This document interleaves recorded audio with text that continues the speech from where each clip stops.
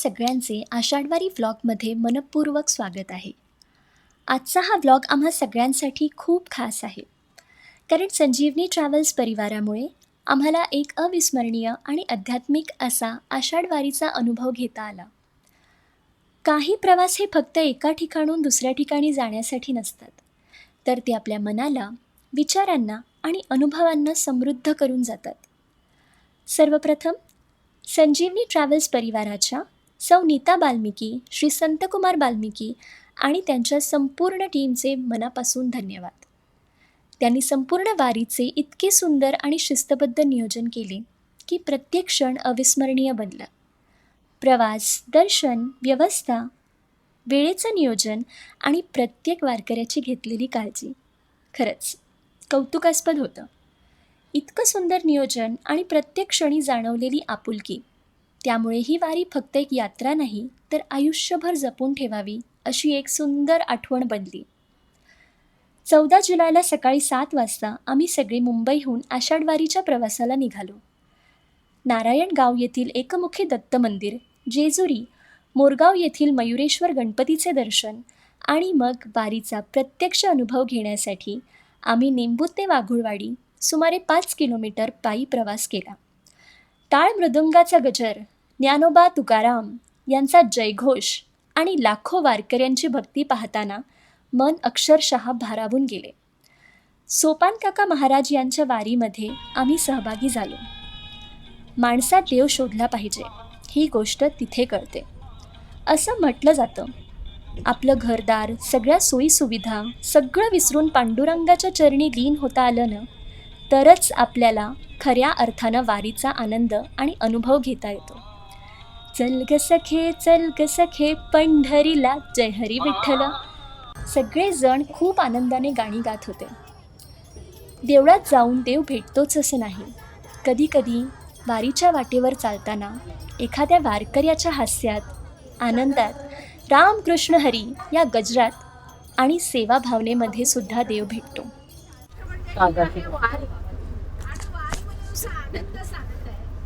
वारी एकदा केलेला माणूस पुन्हा पुन्हा वारीला जायची इच्छा होते. म्हणजे वारीमध्ये काही ना काहीतरी असं आहे की जो आपण शब्दात सांगू शकत नाही. म्हणजे आपल्याला जेव्हा पांडुरंग बोलवतो किंवा साधू संतांचा जेव्हा आपल्याशी टच होतं किंवा असं वाटतं परमेश्वराला, किंवा आपल्या वाडवडिलांची पुण्याई आहे, तुम्ही केलेलं दान धर्म आहे, किंवा काय काही परमेश्वरासाठी तुम्ही केलेलं, ते सगळं जेव्हा जुळून येतं ना, तेव्हा कुठे तुम्हाला वारीची ओढ निर्माण होते आणि तेव्हा तुम्हाला पांडुरंग बोलतो. असं तुम्ही म्हणाल की अंबानी म्हणेल माझ्याकडे खूप पैसे तर मी वारीला सहज जाईल, पण वारीला सहज जाणं होत नाही. त्यासाठी वारीला जुळवून घ्यायला लागतं सगळं. हा आनंद आहे ना, हा बाकी कुठल्या ह्याच्यात तुम्हाला मिळणार नाही. परमेश्वराला भेटायला वारीचा आनंद जो महाराष्ट्रात आहे तो आणखी कुठेही नाहीये. त्यामुळे वारी आहे ना, ही एकदा केली तर चुकूही नाही. मी स्वतःही जाऊ शकता, आनंद घेऊ शकता, किंवा कुठल्याही ग्रुप बरोबर जाऊ शकता, पण जाणं फार गरजेचं आहे. तसंच आता सौराष्ट्रात म्हणा तुम्ही, विष्णूची रूप परमेश्वरांनी दिलंय की तुम्ही तिकडच्या लोकांनी विष्णू रूपात याला बजा, श्रीकृष्णाला बजा. तसं आपल्या महाराष्ट्राला दिलेलं आहे ते म्हणजे पांडुरंग. तर पांडुरंग हा आपल्या इकडचा खरा खुरा विष्णूचं ज्याचं करायला पाहिजे आपण, ते म्हणजे पांडुरंग आहे. आणि पांडुरंग हा असा आहे, एवढा गरीबाला दिलेला आहे की कोणी या आणि माझ्या पायावर डोकं ठेवा. तो एक असं एकमेव दैवत आहे पांडुरंगाचं. आणि या पांडुरंगाला सगळे साधू संत आणि बहुजन समाज, सगळे जे गरीब श्रीमंत काय आहे ते सगळे जण आषाढाची वारी करण्यासाठी पंढरपूरला जातात. आणि विशेष म्हणजे हे जे आपले संत लोक आहेत ना, महाराष्ट्र ही एक संतांची भूमी आहे. आता संतांची भूमी म्हणजे काय, म्हणजे इथे हजारात एक संत आहे. आता हजारात एक संत तो ओळखायचा कसा, तर तो संत असं ओळखाय की त्याची वाणी आणि त्याचं वागणूक ही एक वेगळी आहे. त्याला परमेश्वराने महाराष्ट्रात जन्माला घातलेलं आहे. महाराष्ट्रात जन्माला घ्यायला पण खूप पुण्य लागतं. खूप लोक महात्मा बसलेत, आम्हाला महाराष्ट्रात जन्माला घाला, महाराष्ट्रात जन्माला घाला, कारण महाराष्ट्र ही एक संतांची भूमी आहे. संत मंडळी आहेत ना, ती सगळी तुम्हाला महाराष्ट्रातच सापडतील. बाकी तुम्ही एवढी संत मंडळी नाहीये. संत कुमार कशी तुम्हाला सांगा.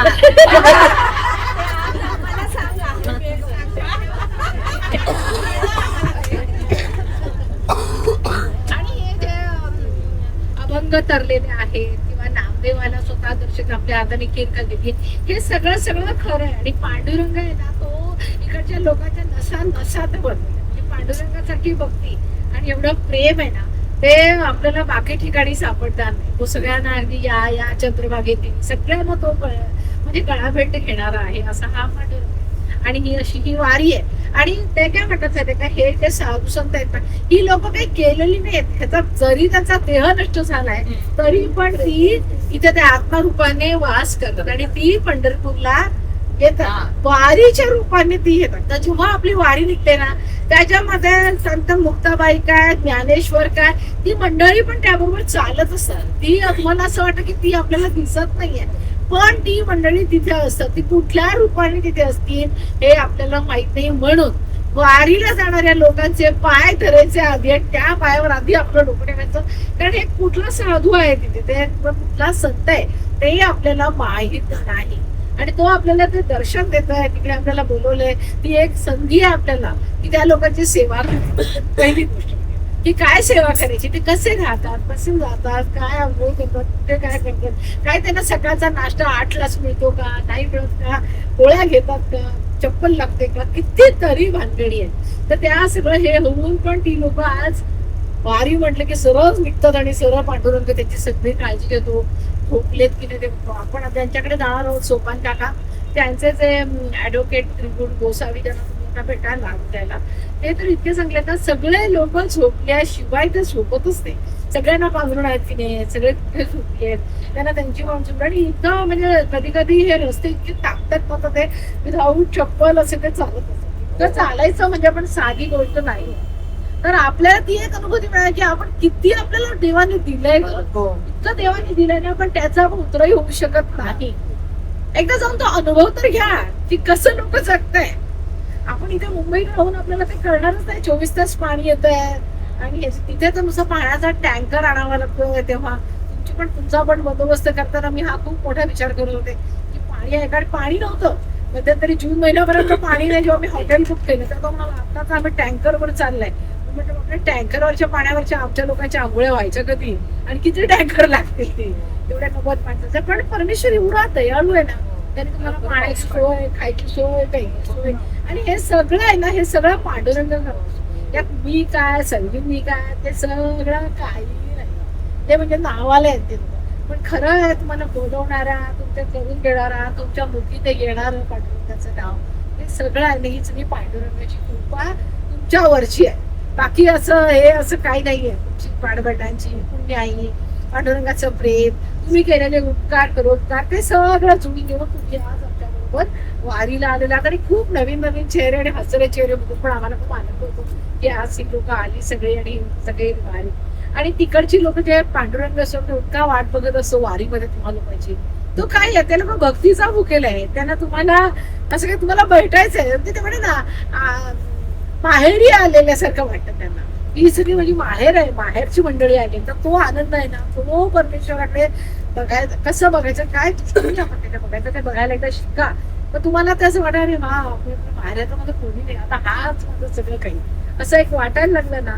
ते म्हणतात ना, जनीची वेणी पांडुरंग घालायचा, म्हणजे केवढं प्रेम आहे. जनीची वेणी फणी करायची, सगळे साधू संतांचे पाय हे करायचे, दाबायचे, कोण करते, पांडुरंग करतो. तसंच आहे आपली पण इथे आपल्याला वर्षभर सांभाळणारा कोण आहे, तर पांडुरंग आहे.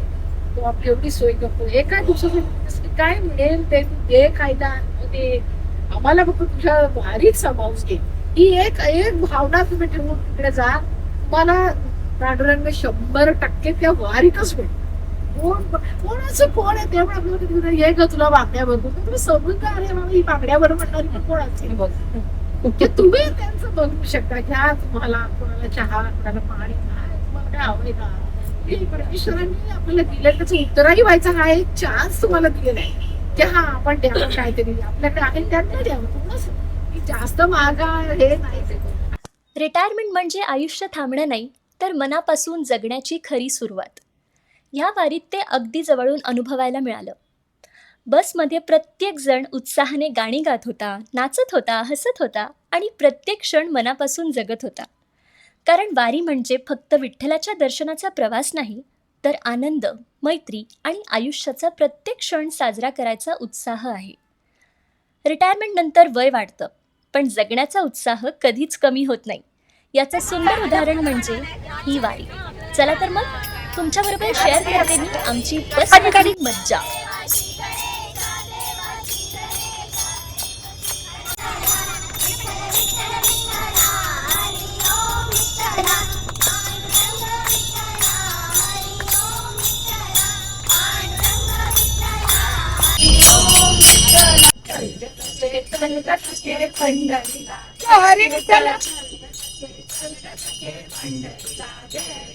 माऊली माऊली माऊली माऊली माऊली माऊली रूप तुझे विठ्ठल विठ्ठल विठ्ठल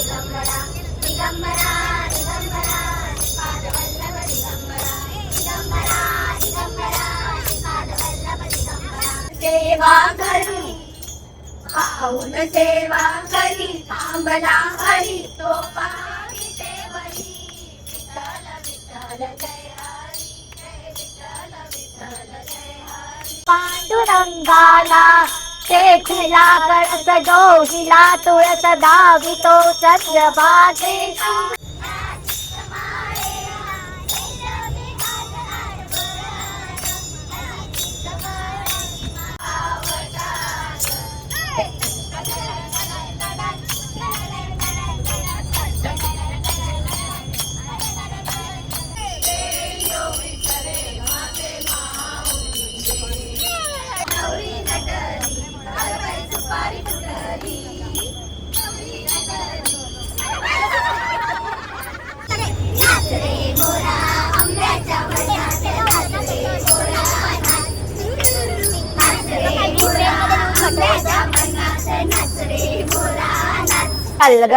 चल ग सखे पंढरीला चल ग सखे पंढरीला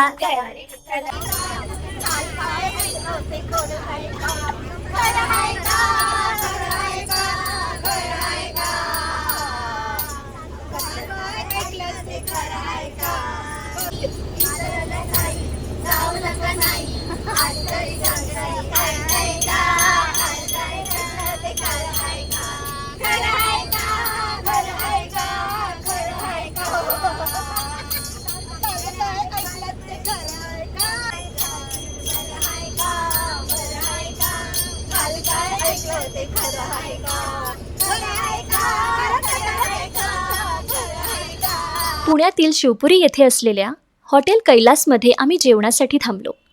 स्वादिष्ट जेवण आणि अप्रतिम वातावरण याचा सुंदर संगम अनुभवायचा असेल तर हॉटेल कैलासला नक्की भेट द्या. जेवण अगदी घरगुती आणि मन तृप्त करणारं होतं. पण ज्याने सर्वात जास्त लक्ष वेधून घेतलं ते म्हणजे या हॉटेलचं मराठमोळं इंटिरियर्स. महाराष्ट्राची संस्कृती, परंपरा, ग्रामीण जीवन इतक्या सुंदर पद्धतीने साकारलं होतं की प्रत्येक भिंत आणि कोपरा पाहतच राहावंसं वाटत होतं. पिठलं भाकरी, झणझणीत ठेचा, वांग्याचं भरीत, भजी, उसळ, लोणचं, पापड आणि गरमागरम रबडी जिलेबी. खरंच प्रत्येक पदार्थाची चव अप्रतिम होती. स्वादिष्ट जेवण आणि डोळ्यांना मेजवानी देणारं ठिकाण म्हणजे हॉटेल कैलास. आमच्या या पवित्र प्रवासाची सुरुवात झाली ते नारायणगाव येथील श्री एकमुखी दत्त मंदिरापासून. भगवान दत्तात्रयांचे हे अत्यंत शांत आणि प्रसन्न मंदिर मनाला विलक्षण समाधान देणारं आहे. इथलं वातावरण श्रद्धा, भक्ती आणि सकारात्मक ऊर्जेने भरलेलं जाणवतं. मंदिरात प्रवेश करताच मन आपोआप शांत होतं. आजूबाजूचं प्रसन्न वातावरण, मंत्रोच्चार आणि भक्तांना पाहून काही क्षणासाठी वेळ थांबून गेल्यासारखी वाटते. खरंच खूप सुंदर आणि शांत वाटायला लागतं. यानंतर आम्ही पोहोचलो जेजुरीला, श्री खंडोबा महाराजांच्या पवित्र नगरीत.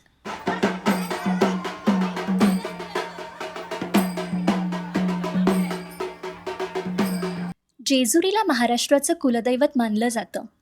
इथल्या मंदिराच्या पायऱ्या चढताना प्रत्येक भक्तांच्या मुखातून येळकोट येळकोट, जय मल्हार हा जयघोष घुमत असतो. भंडाऱ्याने न्हावून निघालेली संपूर्ण जेजुरी म्हणजे भक्ती, उत्साह आणि परंपरेचं अद्भुत दर्शन आहे. सुवर्णरंगी भंडाऱ्यामुळे संपूर्ण परिसर एखाद्या दिव्य सोहळ्यासारखा भासतो. दूरवर दिसणारं मंदिर, शेकडो पायऱ्या आणि येळकोट येळकोट जय मल्हार चा घुमणारा जयघोष. प्रत्येक पावलागणिक भक्तीची अनुभूती अधिक तीव्र होत जाते. जेजुरीची आणखी एक खासियत म्हणजे भंडारा. संपूर्ण परिसर हळदीच्या सुवर्ण रंगाने न्हाऊन निघालेला पाहायला मिळतो. हा एक विलक्षण अनुभवच असतो. हा केवळ रंग नसून श्रद्धा, परंपरा आणि भक्तीचं प्रतीक आहे.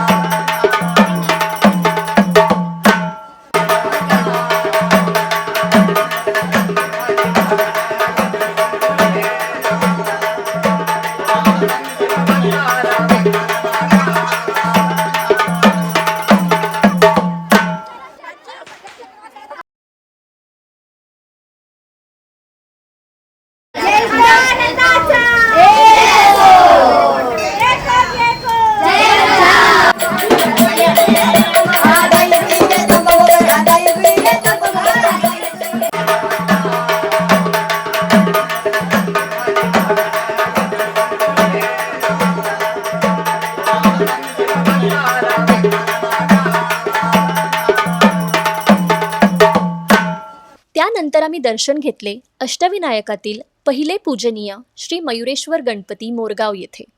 मोरगावचा मयुरेश्वर हा अष्टविनायकांमधील पहिला आणि अत्यंत महत्त्वाचा गणपती मानला जातो.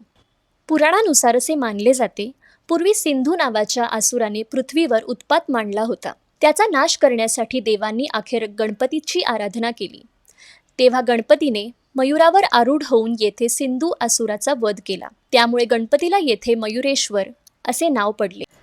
ह्या मंदिराची वास्तुकला, शांत वातावरण आणि गणरायाच्या चरणी बसल्यावर मिळणारी शांतता शब्दात व्यक्त करणं कठीण आहे. अनेक भाविक अष्टविनायकाच्या यात्रेची सुरुवात आणि सांगता याच मंदिरात करतात. ही परंपराच आहे. मंदिरातील शांतता, गणरायाचे तेजस्वी रूप आणि भक्तांच्या चेहऱ्यावर दिसणारं समाधान, हे सर्व अनुभवताना मन अगदी भरून येतं.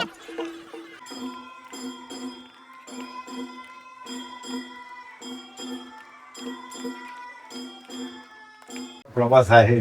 या प्रवासामध्ये ज्या गणपतीचं आपण अन्नदानाने दर्शन घेतलं, हा मोरगावचा गणपती आणि हा अष्टविनायक असला आणि सर्व गणपतीच्या क्षेत्रातला मुख्य गणपती. गणेशाची जी सगळी आद्य शक्तिपीठ आहेत, या सगळ्या शक्तिपीठाची सुरुवात जिथून गणेश अवतारांची सुरुवात झाली ते हे गणेशाचं आद्य आणि अनादि सिद्धाचं क्षेत्र आहे. ओंकार हे गणेशाचं मूळ रूप आहे आणि ओंकारापासून वेद आणि पंचदेवांची निर्मिती झाली. ओंकाराच्या आकार उकार मकारामधून पंचदेवांची उत्पत्ती झाल्यानंतर अज्ञात अवस्थेत भ्रमण करत असताना निर्माता कोण याचा शोध घेत असताना त्यांना एका दिव्य तेजाचं दर्शन झालं. तुझ्या दिव्य तेजापुढे त्यांनी प्रश्न केला आणि त्याच्यामधून त्यांना दीक्षा मिळाली. त्या दीक्षेच्या अनुषंगाने तपश्चर्या केली. गणेशाचं ओंकाराचं मूळ रूप पंचदेवांना दिसलं आणि पुनश्च तपश्चर्या केल्यानंतर ओंकार गणेश त्यांच्या समोर प्रकट झाले आणि या पृथ्वीचं निर्माण करणं, पालन करणं, संहार करणं, शक्ती देणं, प्रकाश देण्याची जी पंचदेवांची कार्य त्यांना त्या ठिकाणी मिळाली आणि पृथ्वीवरच्या गणेश ओंकार मूर्तीची प्रथमच्या ज्या ठिकाणी स्थापना झाली ते हे क्षेत्र आहे. त्यानंतर युग काल सगळं त्यानंतर निर्माण झालं. प्रत्येक युगामध्ये गणेशाने युगाच्या आरंभी वेगवेगळ्या प्रकारचे अवतार घेतलेले आहेत. त्रेतायुगामधला गणेशाचा जो अवतार आहे, ज्यावेळेला सिंधू दैत्याचा वध करण्यासाठी पार्वतीनं गणेशाची तपश्चर्या केली आणि गणेशांनी मयुराची माया करून सिंधू दैत्य आणि कमलासुराचा वध केला. त्रेतायाम तू मयुरेशी. त्रेतायुगामध्ये भाद्रपद शुद्ध चतुर्थीला ब्रह्मा, विष्णू, महेश, सूर्य आणि शक्ती या पंचपरमेश्वरांनी ज्या गणेश मूर्तीची स्थापना केली ती मूर्ती आजच्या मंदिरामध्ये आहे. आणि मयुराच्या मायेवर बसून सिंधू दैत्याची सांगता, या दोनही गोष्टी या मयुरेश्वर क्षेत्रापासून कराव्यात असं सांगितले आणि त्याप्रमाणे ती शास्त्रोक्त परिक्रमा पूर्ण होते. ती यात्रा करण्याचा क्रम पण वेगळा आहे. मोरगाव, सिद्धटेक, पाली, मोहड, थेऊर, लेंड्याद्री, वझर, रांजणगाव आणि परत मोरगाव असा हा शास्त्रोक्त अष्टविनायकाचा क्रम आहे. ज्या वेळेला आपण अष्टविनायक दर्शन करतो त्यावेळेला आपल्या सोयीप्रमाणे, आपल्या रस्त्याच्या सोयीप्रमाणे आपण यात्रा पुष्कळ मंडळी त्या पद्धतीने करतात. कारण शास्त्रोक्त अष्टविनायकामध्ये मुंबईने यायचं म्हणलं तर साधारण 700 किलोमीटरचा प्रवास आपला जास्त होतो आणि वेळ थोडा जास्त जातो. त्यामुळे सर्वसाधारणपणे अष्टविनायक दर्शनच्या हिशोबानं पुन्हा हा सेंटर ठेवून अष्टविनायकाची यात्रा मुंबईवरनं केल्या जाते. जे मयुरेश्वराचं मंदिर आता आपण पाहिलं हे मंदिर अष्टविनायकाचं सगळ्यात मोठं मंदिर आहे. कालमानाप्रमाणे मंदिराचे जीर्णोद्धार झालेले आहेत, त्यामुळे तुम्हाला प्रदक्षिणा घालता आली नाही, आता काही नाही, दर्शन करून तुम्ही परत आला. पण हे मंदिर 16व्या शतकामध्ये बांधलं. 16व्या शतकामध्ये आदिलशहाची राजवट होती आणि त्या कालावधी मंदिर बांधणं हे तितकंसं सोपं नव्हतं. म्हणून त्या कालाच्या अनुषंगाने गणेशाची मूर्ती सुरक्षित राहण्यासाठी हे मंदिर संपूर्ण मुसलमान पद्धतीचं मंदिर बांधलं गेलेलं होतं. ते मंदिर बाहेरून पाहिलं तर संपूर्ण मंदिर मशिदीसारखं दिसायचं असेल. सगळे त्याच्यावरती चबुतरे बांधले गेले होते. कालमानाप्रमाणे 30 वर्षापूर्वी मंदिराचा पुनश्च जीर्णोद्धार झाला गेला आणि मंदिराचं रूप बदललं गेलं आणि त्यानंतर विशिष्ट प्रकारे मंदिराचा जीर्णोद्धार होत गेला. आपण जी सुखकर्ता दुखकर्ता आरती म्हणतो ती आरती रामदास स्वामींनी मयुरेश्वरापुढे केलेली आरती आहे. ज्या वेळेला रामदास स्वामी मयुरेश्वराच्या दर्शनाला आले, प्रत्येकाला प्रत्येकाच्या देवतेचा विशेष थोडासा हे असतो. त्याप्रमाणे जय जय रघुवीर समर्थामध्ये थोडासा अहंकार निर्माण झाला, परंतु त्यांना माहिती नव्हती हे सगळं एकच आहे आणि त्यांच्या पुढे सगळा अंधार निर्माण झाला, त्यांना काही दिसतो नाही पुढं. आणि त्यानंतर मग त्यांनी ध्यानामध्ये त्यांना रामरायाने सांगितलं की सगळं एकच आहे, तू गणेशाला शरण जा. आणि मग त्यांनी ती स्तुती गायली आणि त्या स्तुतीमधून दास रामाचा वाटपा आहे सदना असं म्हणल्यावर त्यांच्या समोर गणेशानं दर्शन दिलं आणि सांगितलं सगळं एकच आहे.